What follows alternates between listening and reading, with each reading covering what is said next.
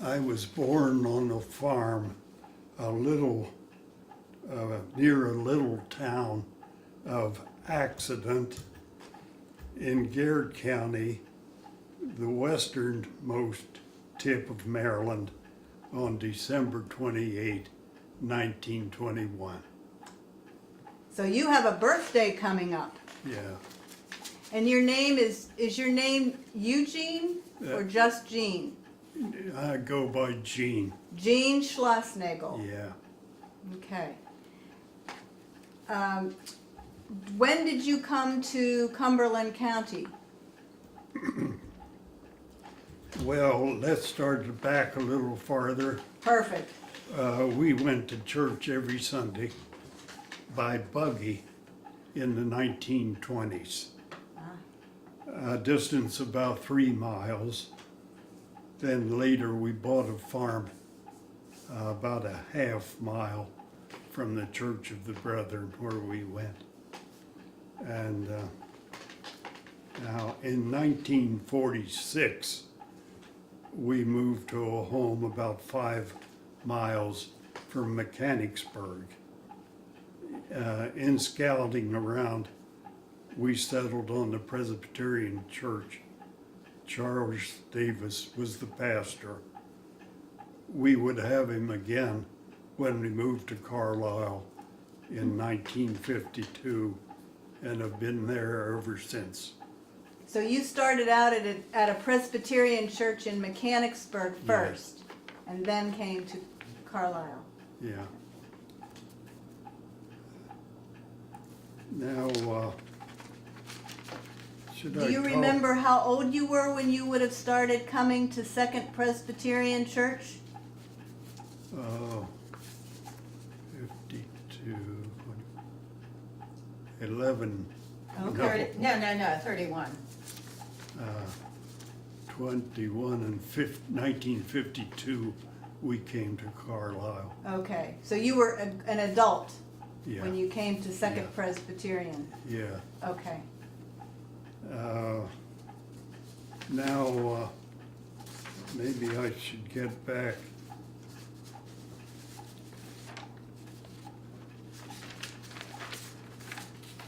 To when I graduated from the University of Maryland.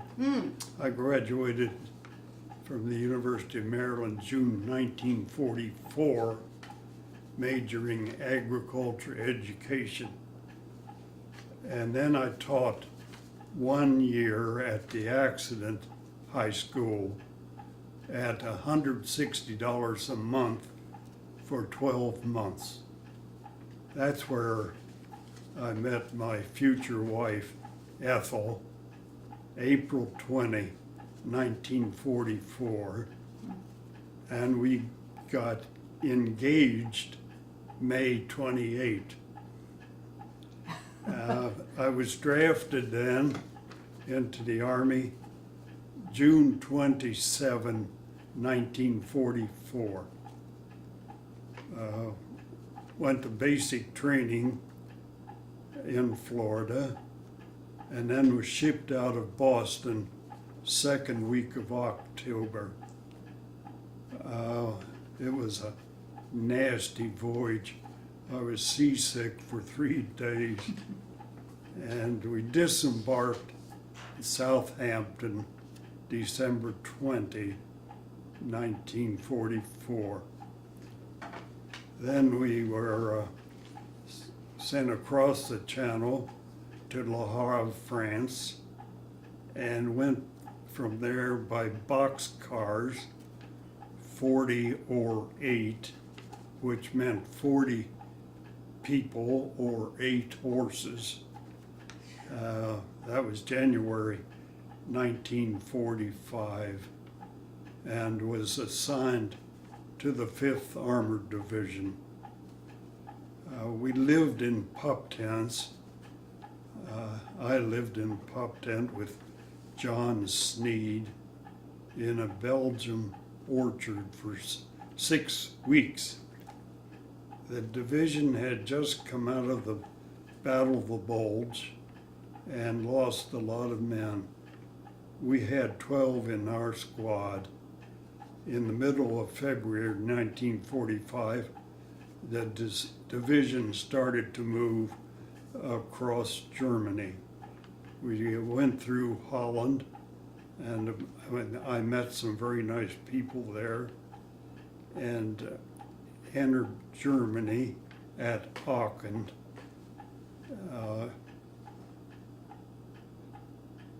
On Easter Sunday.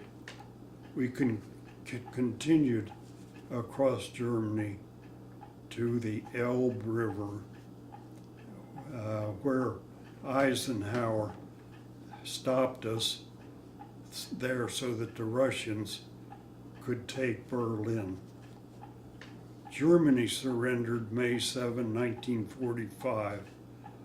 I was kept in the occupation for 1 year after the war. I had many different jobs this year. My company took charge of a German political prisoner camp. Those were non-combatant people. My job was to help count the prisoners twice a day. There were 7,300 prisoners in the camp. Still at this unit when asked to take, I was still at this unit when asked to take documents from Stuttgart to the war crimes trial in Nuremberg, Germany. I sat in on the trial for 30 minutes for Goering's questioning. After that, I had 3 furloughs, one to Switzerland, one to the French Riviera, and one to Copenhagen. I was able to go because the other people in my company weren't interested. Then I was shipped home June 6, 1946. I had served 2 years. We planned our wedding for July 14, 1946. Returned from our wedding trip July 23. Stopped in Dillsburg to visit relatives. In speaking with my uncle, I found the VA was looking for an ag teacher for Cumberland County. I had an appointment with the county superintendent of schools and was hired at $3,600 a year. December 28, 1951, we bought a 103-acre farm on the west edge of Carlisle, now known as the Nottingham development. We built a chicken house for 36,000 broilers. We also fed beef cattle, had 90 calves from West Virginia for 1 year. Jane and Carol had ponies, horses, cats, and dogs. We started trips western in 1962, visiting Grand Canyon, and rode mules down into the canyon and stayed overnight. Many other parks, total time, 8 weeks, 14,000 miles, total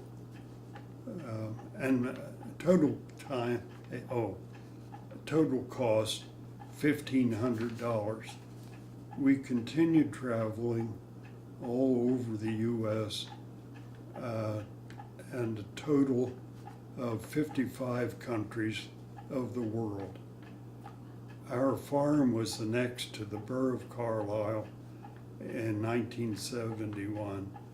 We stopped farming in 1976. I became a salesman for a livestock feed company. Then we took a trip around the world, March 11, 1972. 6 weeks, 31,552 miles, visiting 32 countries. We went through all the 3 Mile Island scares of March 30, 79. That's all I had. Oh, let's see.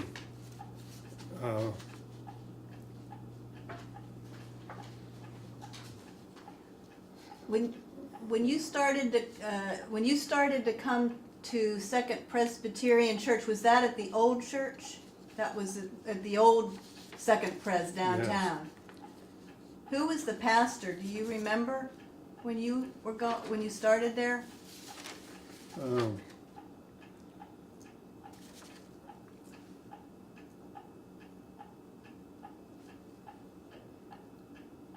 Wasn't it Davis? Oh, yeah. I think it was Davis. I might. You want to? I think it's Charles Davis.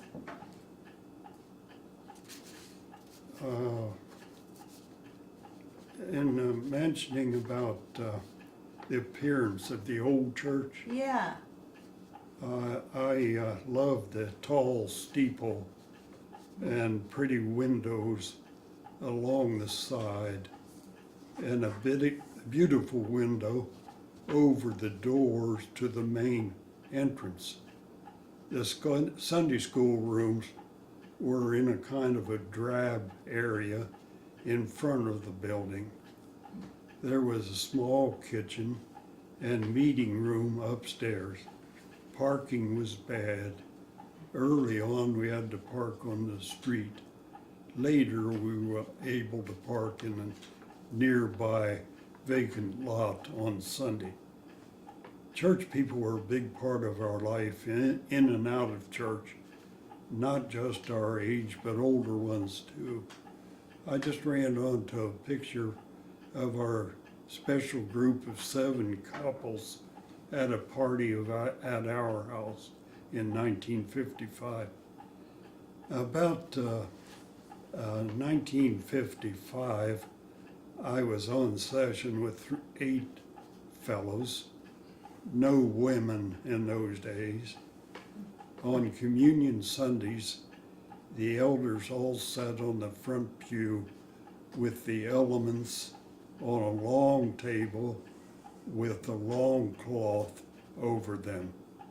At the proper time, 2 elders would get up to take the cloth off, fold it neatly, and lay it on the platform. On this particular Sunday, Bill Dittenhafer and I were assigned the job. At the proper time, we stepped up and did the job.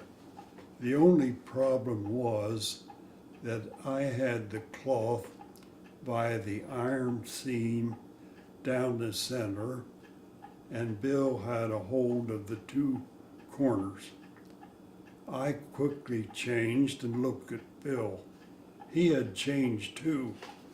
We did this a couple more times when Bill grabbed it and threw it on the platform.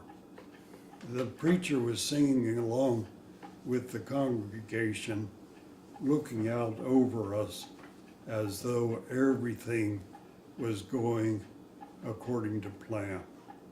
The congregation, members of the congregation, were bursting to laugh. After the service, we went into the Sunday school area and burst out laughing.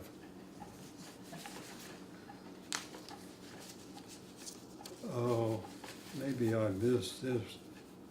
Deciding on the location of the new church. No, I'd like to hear that because I've never heard that.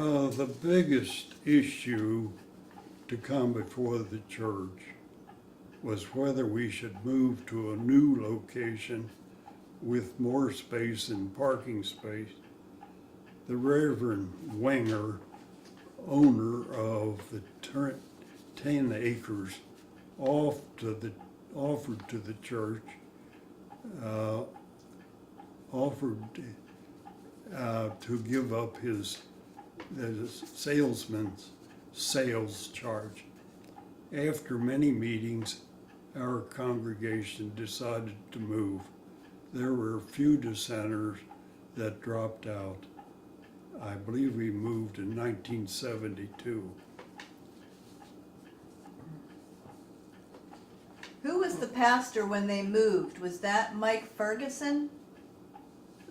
No. I'd have to. Yes, I'd yes have it was, to, you think so? yeah, Okay. I forget. because he married us, Oh, okay. yeah, in 1972. I didn't, it's all right to go back, something I missed here. Did I say that we came so I could teach GI from? We came to Cumberland County September 1946 so that I could teach GI veterans under the GI Bill who were farming or working on a farm. I had 20 students in my class. My salary was $3,600 a year plus gas mileage. I did this for 5 years until we bought a farm on the edge of Carlisle, which became the Nottingham. Getting back to this school, I taught 3 nights a week from 7 to 11 and visited each 2 hours a week on his farm. We later had 5 teachers for 100 GIs. I believe that's it. What are some of the changes that you have seen in the church? Can you think of any changes that you've seen in the church over the years that sort of stand out in your mind, either for better or for what you might think? Now we have women on session. Oh, yeah. We didn't then. Okay. While I was still on session, we finally got one woman, Do you remember who that was? Mrs. Corrine Humer, Humer. We only had 9 session members, Okay. and I believe 9 deacons. Wow. Do you have any idea how big the congregation would have been back then? I think about maybe $300. No. 300 People, People. 300 people, okay, yeah. That's a lot smaller session and a lot smaller Yeah. number of deacons, isn't it, than Yeah. what we have today? Were you there when Reverend Hutchinson, the man from Scotland, Yeah. had you started going there when he was still there? Yes. Yes. Okay. Reverend Hutchinson was used to driving on the left side of the street, and Millie Kitzmiller lived nearby, and she liked to drive in the middle of the street. we were worried about them going different directions, but he drove our pastor's car while our pastor was in Scotland. And Reverend Hutchinson did scrape a stone wall with the car, made little scratches. And then we were in Scotland, and we visited Reverend Hutchinson. Oh, that's nice. And how long after that? Was that soon after he had been here? Or was that a lot of years later? Or? Just a few years after he was here. Okay, okay. What other things did you do in the church? Did you ever teach Sunday school or? I taught, and Jennifer says that I taught her, and I was the best teacher she ever had. And you're talking about our current pastor, Jennifer McKenna. Yeah. Well, that's pretty good recommendation if that came from the preacher. I don't think she was in our class very long. I think she moved on to the next level. We had a fellow in the class that would come to Sunday school chewing gum. And I didn't think it was proper for him to be chewing during class. So I told him that if he wanted to chew gum, he should bring gum for everybody. So the first week after that, he brought chewing gum. But the next week, he didn't bring it. I think he thought it was too expensive.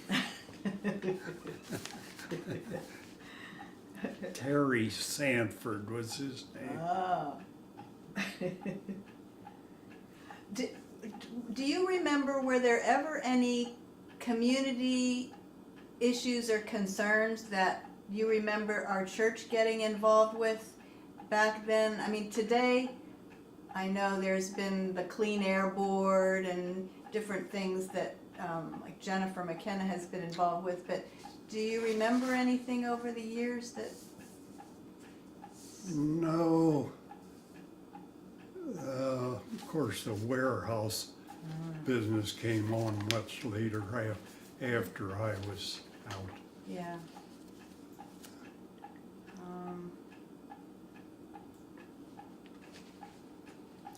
Are there any other questions that you can think of, Blair, that you would like to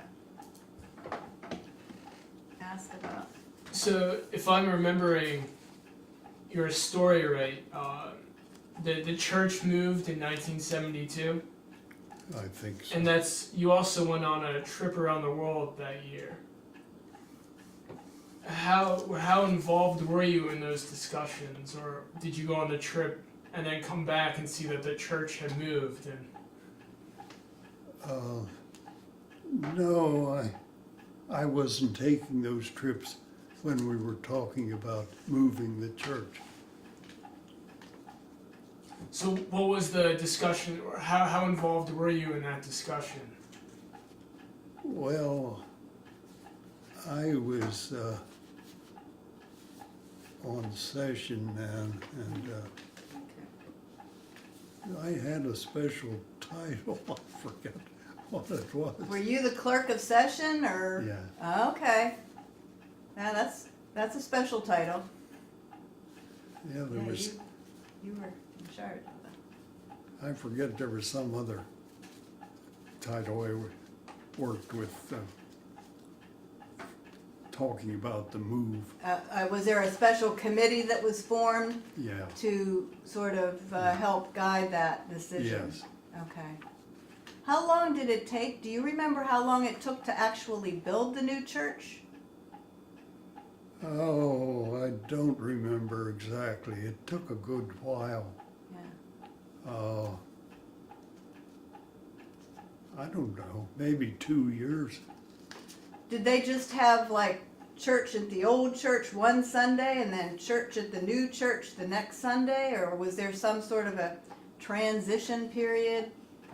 No, I think we just went from one church to the new church. They moved the organ, didn't they, when they built the new church? Yes. Yeah. And somebody gave money to restore the organ. Oh, Somebody, I think, gave $80,000. wow. And later on, it was restored, I think, 2 more times. Yeah, just recently again, wasn't it? Yeah, yeah. do you remember, did they take much of anything else from the old church to the new church for the sanctuary? The baptismal Oh. font, or, Didn't take much. no? A couple of the chairs from the pulpit, I don't know where they are now. But no pews. No windows. Somebody, a lawyer did take the big, beautiful window above the doors, and he made a table out of it at his home. Really? And now he's passed away a number of years ago, and I don't know what happened to that. I guess they sold it. I think I saw a photograph of the sanctuary at the old church, and I don't remember that there was a cross hanging up on the wall in that picture, like we have now. Do you remember? I don't exactly remember. You know what? Cree Arnold loaned this picture to me. I forgot I brought it in. Oh, good. Yeah, my wife Ethel is in this choir. Oh my. Yes, that was to the left of the pulpit. Charles Davis. I think the pastor, she has written on the back that that's Reverend Hutchinson. Oh, That's what she wrote. well, I guess she's right. It's hard to see. Yes, I think that's right. I loved the spire of the church, and there was a bell up there, Oh, was there? and the bell would ring for the service. And then after the service, it would ring again. And there were two guys talking, and the one guy said, "I can't hear you for those damn bells."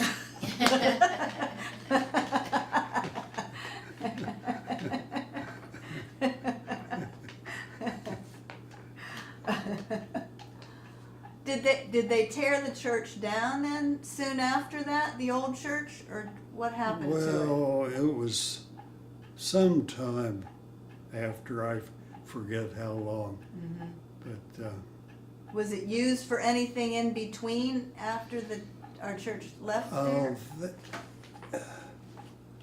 There was an area where I think the Salvation Army used for whatever they did for quite a number of years. Okay. And that's where they are today, but in Oh, a different yeah. building, right? Oh. Did they rebuild? They built a new building. Yeah. Yeah.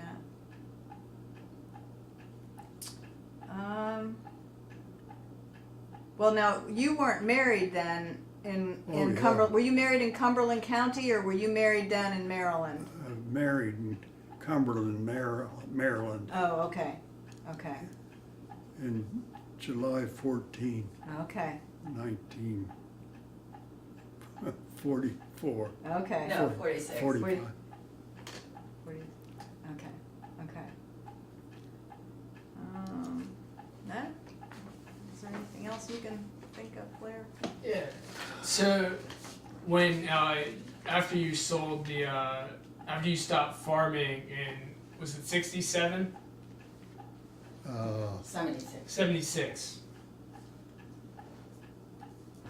I have my dates mixed up. Let me see.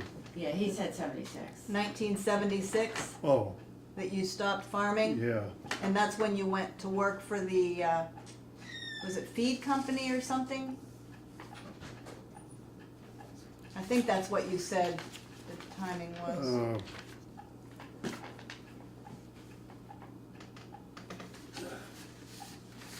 Let's see, I stopped farming.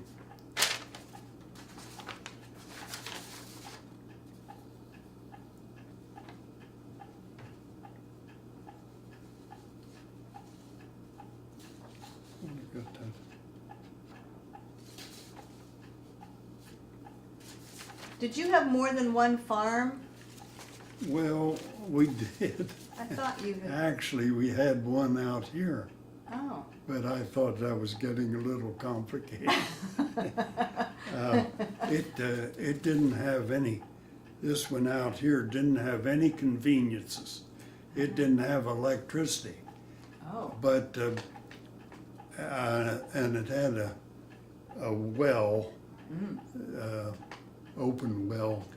But by the time we moved in, we had electricity and running water. Was that the first farm, or was Yeah. that was the first one? Yeah. Let's see. Now, what's the question? Oh, just when you quit farming. When did I quit farming, Jane? Jane said she thought you said 76. I think he just said 76. I'm pretty sure.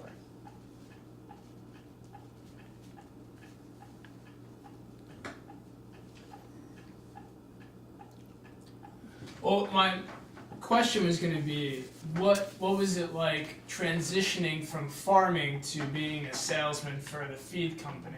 Well, it was good because I'd had the education, I'd had the experience, and then I could go out and talk to farmers. And I felt that I was really doing a good job because a lot of the farmers at that time didn't know much about farming, about fertilizers and seeds and to control insects. And I could walk in and look at a guy's cows or heifers and know whether they had lice or not, or worms, and I could make recommendations then and help them with fertilizers and sprays and all that. Huh. Well, I'm wondering how long were you a salesman? I was, from 52, Well, you didn't start until, I started, no, how long were you a salesman? Not how long were you a farmer? Well, the reason I'm asking is simply I'm wondering how the technology changed from when you started, or at least, or maybe even when you started farming to when you stopped being or retired as a salesman. Oh, yes, technology changed a lot. The recommendations were more up-to-date, fertilizers and seeds, and it was just much advanced. Now, did you grow up on a farm in Maryland? Or? Yes. So, were there a lot of differences between Maryland farming and then farming that was being done here in the valley? When I was growing up, we didn't have tractors. We used horses for all the equipment, for plowing and mowing and harrowing, everything. And fertilizing, my dad didn't use much fertilizer. He did use lime, which he had to go to a lime kiln, drill into the lime rock, blast out rock, bring it home, put it in what they called a kiln, and with logs underneath, and they'd start a fire and then gradually build the ground up until it got very hot and the rocks kind of disintegrated.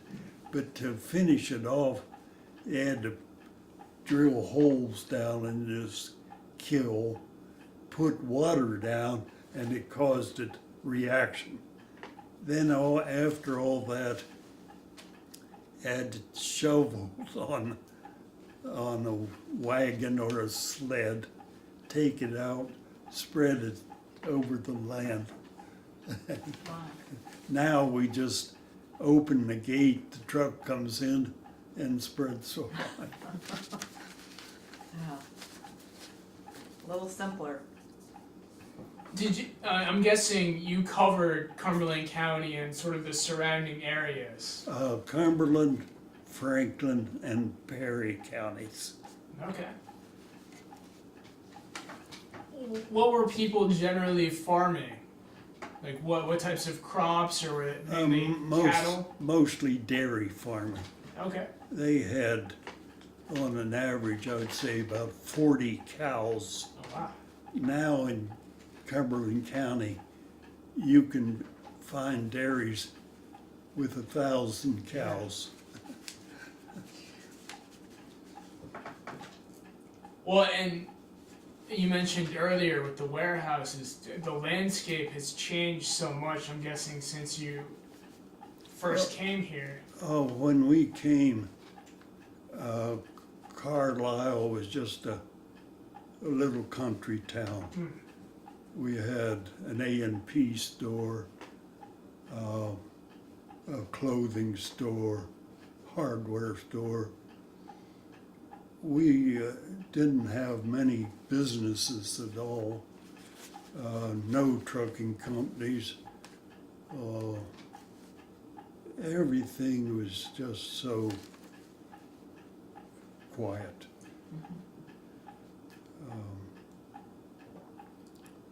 Now it's all jumbled up, and Did you have a lot to do, or did you go to like in town a lot, or were you too busy on the farm? beg your pardon. Did you go to Did you go into town a lot to do shopping, or were you too busy? Well, living on the edge of Carlisle and later in the borough, it was handy. And of course, it started to modernize, and we got new stores and new businesses, and it's just, I don't like parts of Carlisle at all. Well, I'm wondering, when you first came, and were there any businesses in particular that you frequented, or? Well, I guess the hardware store was one of the important ones, and we didn't do a lot of shopping. Of course, most of our food we grew in the garden and had our own pork and eggs, and pretty self-sufficient. Now, did Ethel do most of the cooking? Yeah, my wife did the cooking. Yeah. Yeah, she was a registered nurse. Okay. Yeah, but she took to the farm. She seemed to enjoy it, and she could paint pictures. She became an artist. She could make clothes. She made dresses for Jane and Carol, and she painted this one and that. Oh, wow. She took lessons, and she even went with the artist to Washington to do a what do you call that, Jane? That stone. A rubbing? Oh, yeah, rubbing. Like a rubbing? The Like impression, yeah. Yes. stone rubbings, yeah, Tombstone and yep, that the cathedral in Washington. Yeah. yeah, yeah. Oh, she was, when we went to the Grand Canyon, she had never ridden on a horse, but she was willing to ride down into the Grand Canyon on a mule. Oh, my. When you traveled around the world, when you made that trip, did you do some of it by ship or did you fly? We had flew, You flew? yeah. Yeah, he just made stops all around the world. Wow, what a wonderful memory. We ended up 55 countries. Where did you, when you sold the farm that later became Nottingham, where did you move? You moved into town then? Well, no, No? we lived on the farm Oh, until all the lots were sold and houses were being built. And I stayed there then until 10 years ago I came here. oh, okay, okay.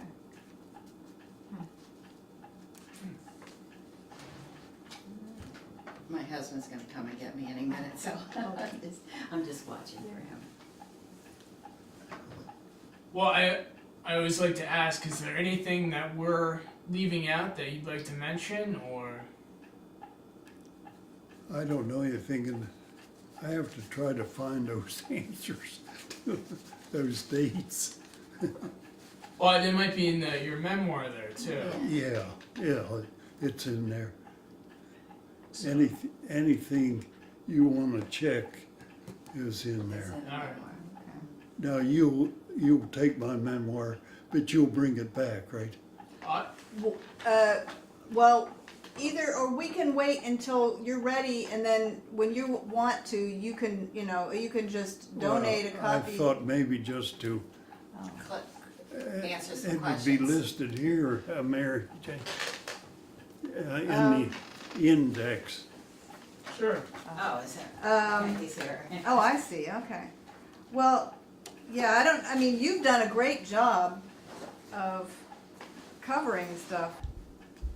We had an old crank phone. And the phone line went up through the brush. It was owned by an individual. And if you didn't know the number, you'd just say, would you give me Mary Jane Russellberg? And the operator. Would connect. Yeah. Could you hear other people talking if you picked up the phone and somebody else was, a neighbor was Yes, on? I could hear half of people, and half I couldn't hear. Some people made a business of listening in.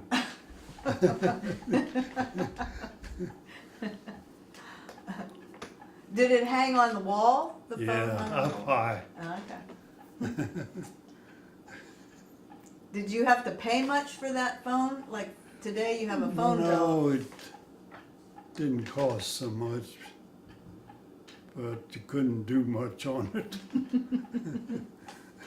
Did most people have a phone at that point? I think so. Yeah. Yeah. Well, this has been great. You did a great Yes, job. Well, you take that with you, and then you bring it back to me, but you can, in the index, it'll tell you about those different things. Oh, I see. Okay. Okay. All right. This is amazing. You know, This is. it took me about 9 months to do it, because I taught myself typing, Yeah. but I really didn't know how.